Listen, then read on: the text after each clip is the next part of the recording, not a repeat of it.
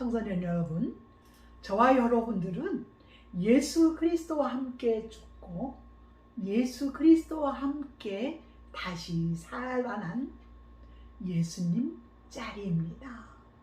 이제 예수님 짤이 우리가 이 땅을 살아가는데 어떻게 복음으로 살아낼 수 있을까요? 이 복음으로 살아낸다는 것이 여러분들에게 어떻게 하면 두려움으로 느껴질 수가 있습니다. 그러나 여러분들 걱정하지 마세요. 하나님께서 우리에게 성경을 통해서 안전장치를 마련해 두셨습니다. 로마서 12장 2절에 보면 믿음의 주여 온전케 하시는 예수를 바라보자. 우리가 바라봐야 될 것은 믿음의 주여 온전케 하시는 예수를 바라보는 것입니다. 하나님을 믿는 것입니다. 하나님은 어떤 분이신가요? 그분은 천지를 창조하신 분입니다. 못하시는 것이 없는 전능하신 하나님이십니다. 또 그분은 무소부재하신, 어디서나 우리와 함께 하시는 하나님이십니다. 또 그뿐만 아니라 우리의 생사화복을 주관하시는 하나님이십니다. 그분이 우리와 약속을 하셨습니다. 그래서 이 약속은 누구도 변개할 수가 없다는 사실입니다. 에베소서 1장 11절에 보면 모든 일을 그의 결정대로 일하시는 이의 계획을 따라 예정을 입어 그 안에서 기업이 되게 하셨으니. 그렇습니다. 하나님은 모든 일을 그의 결정대로 일을 하시는 하나님이십니다. 하나님의 그 계획 속에 저와 여러분도 들어가 있다는 사실입니다. 그래서 오늘도 하나님은 나를 향한 하나님의 계획을 이루기 위해서 저와 여러분들을 부르셨고 또 부르신 우리들에게 오늘 너희가 어떻게 복음으로 살아가야 되는지 내가 하나하나 일러주겠다라고 말씀을 하고 있습니다. 그래서 하나님이 약속하셨다는 것은 이제 믿는 자들에게는 실제와 다름이 없습니다. 복음의 조치, 복음의 안정장치, 그건 첫 번째 우리에게 새 생명의 축복을 주셨습니다. 예수님은 생명을 주러 오셨어요. 그래서 우리를 옛 생명에서 새 생명으로 창조하셨습니다.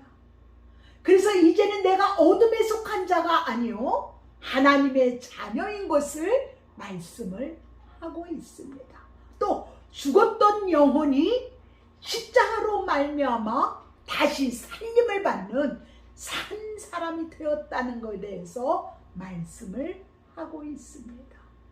그리고 우리를 하나님의 자녀로 의롭다 칭히 인쳐 주셨습니다. 이걸 누가 하셨을까요? 성령님께서 하셨습니다. 그래서 우리를 죄와 사망의 법에서 생명의 성령의 법이 우리를 해방시켜줬다. 이렇게 말씀을 하고 있습니다. 또 저와 여러분들은 이제 하나님의 자녀의 생명의 신분이 회복되었습니다. 우리가 사단의 종이 되었을 때는 늘 두려워했습니다. 그러나 하나님의 자녀가 되었길래 이제는 당당하게 우리는 두려워하지 않는 그런 절대적인 신분을 가졌다라고 말씀을 하고 있습니다. 그래서 요한복음 1장 12절에 영접하는 자, 곧 그 이름을 믿는 자들에게는 하나님의 자녀가 되는 권세를 주셨다라고 말씀을 하고 있습니다. 여러분들 하나님의 자녀가 되셨습니까? 여러분들에게는 하나님의 자녀의 권세가 있습니다. 또 우리에게 그 권세를 주셨을 뿐만 아니라 상속자가 되는 그런 생명의 기업을 우리에게 주셨다라고 말씀을 하고 있습니다. 그래서 하늘에 속한 신령한 복을 그리스도와 함께 상속을 받은 상속자라는 것입니다. 그래서 예수 그리스도와 함께 영광도 받고 또 그 영광을 받기 위해서 때로는 예수 그리스도와 함께 고난도 받아야 될 것에 대해서 말씀을 하고 있습니다. 하나님은 어떤 분이신가요? 전능하신 분이라 그랬어요. 하나님의 능력 있는 약속의 말씀은 변함도 없습니다. 사람들의 말은 지켜내지 못합니다. 그러나 신실하신 하나님은 한 번도 우리를 실망시키신 적도 없으십니다. 왜? 그분은 완전하신 하나님이시기 때문입니다. 그래서 하나님은 곧 우리에게 말씀으로 오셨습니다. 그래서 하나님의 말씀으로 우리의 모든 삶 가운데에 결론을 나게 하신다는 사실입니다. 여러분, 해변가를 가보셨죠? 해변가에 가면 모래사장이 쭉 있습니다. 근데 파도가 막 밀려들어도 항상 그 경계가 있습니다. 그래서 거주와 경계를 정하신 그 하나님의 말씀대로 그대로 되어지고 있다는 사실입니다. 근데 그걸 언제 말씀하셨을까요? 그거는 창세 때에 주님이 말씀을 하셨습니다. 또 우리가 잘 아는 대로 나사로가 죽었습니다. 예수님이 슬퍼하셨어요. 그의 누이들이 오라버니가 죽었다라고 얘기를 합니다. 예수님은 슬퍼하시면서 그의 무덤을 찾아가시죠. 그리고 거기서 하늘 우러러 기도하신 후에 선포하십니다. 나사로야 나오라, 이렇게 말씀을 하셨죠. 만약에 하나님이, 예수님이 나사로야 나오라 하지 않고 모든 자야 일어나 나와라 이렇게 하셨다면 어떤 일이 벌어졌을까요? 아마 모든 사람들이 무덤에서 나왔을 거예요. 그런데 주님이 뭐라고 말씀하셨어요? 나사로야 나오라. 하나님의 말씀은 그대로 되어집니다. 여러분들 그걸 믿으십니까? 우리가 하나님을 믿는다는 것은 그분을 신뢰하는 것입니다. 그분의 말씀을 내가 신뢰할 때에 하나님은 그 말씀의 약속대로 이루시는 것을 말씀하고 있습니다. 그래서 하나님은 말씀하시면 반드시 지켜내십니다. 그래서 우리에게 약속의 말씀을 붙잡으면 우리는 승리의 삶을 살 것이라고 말씀하고 있습니다. 여러분, 이 세상은 죄와 유혹으로 가득 차 있습니다. 때때로 우리가 생각하지 아니했던 혼란과 시련이 많이 있습니다. 여기에서 우리가 어떻게 승리할 수 있을까요? 그것은 곧 하나님의 약속의 말씀을 붙들고 나가게 될 때에 승리하게 되는 줄로 믿습니다. 그래서 요한일서 5장 4절에 이렇게 말씀하고 있습니다. 우리의 이김은 이것이니 곧 우리의 믿음이니라. 또 로마서 1장 17절에 오직 의인은 믿음으로 말미암아 살리라 라고 말씀합니다.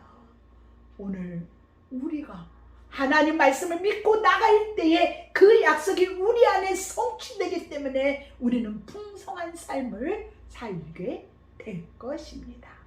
자, 그래서 풍성한 삶이란 무엇을 말씀을 하고 있을까요? 이거는 우리에게 지성적으로도 풍성하고 감성적으로도 풍성하고 또한 우리의 삶 가운데에 예수 그리스도로 말미암아 풍성한 삶을 살 것이라고 약속하셨습니다. 그래서 요한복음 10장 10절에 보면 도적이 오는 것은 도적질하고 죽이고 멸망시키려 하며 인자가 온 것은 양으로 생명을 얻게 하고 풍성하게 하려 하시니라 라고 말씀하셨습니다. 그리고 예수님이 또 우리에게 말씀을 하셨어요. 누구든지 목마르거든 내게로 와서 마셔라. 나를 믿는 자는 그 배에서 생수의 강이 흘러나리라. 이렇게 약속하셨습니다. 자, 하나님의 약속을 붙들고 가는 사람은 이제 권능의 삶을 살게 될 것입니다. 이 권능의 삶을 살 수 있는 것은 내가 믿고 순종할 때에 성령께서 우리 안에 오셔서 역사하심으로 우리를 체험케 하시는 능력입니다. 그래서 오직 성령이 너에게 임하시면 너희가 권능을 받고 예루살렘과 온 유다와 사마리아와 땅끝까지 이르러 내 증인이 되리라고 말씀을 하고 있습니다. 여러분들, 권능 있는 삶, 능력 있는 삶을 살게 되면 어떻게 될까요? 열매가 풍성하게 맺어질 것입니다. 주님이 이렇게 말씀을 하고 있어요. 내가 나를 택한 것이 아니라 내가 너를 붙들고 있다라고 말씀을 하고 있습니다. 그래서 나는 예수님 안에서 가만히 붙어 있기만 하면 됩니다.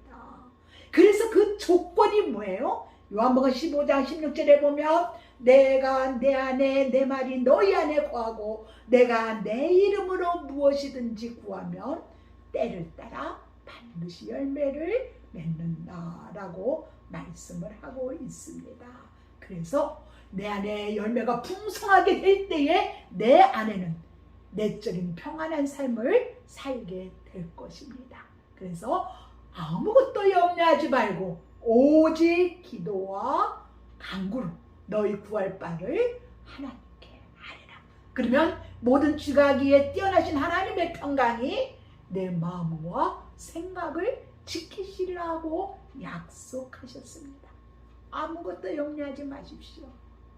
여러분들, 세상에 주는 평안은 유리병과 같습니다. 충격이 가해지면 사정없이 깨어져 버립니다. 그러나 하나님께서 주시는 것은 내 안에 내적인 평안이기 때문에 이 평안이 나를 풍성한 삶으로 살게 하실 것입니다.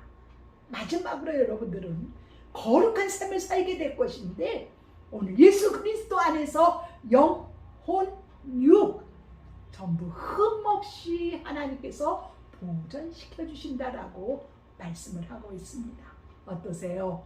우리 주님은 여러분들에게 참 평안을 주기를 원해서 오늘도 안전장치를 허락해 주셨답니다. 감사합니다.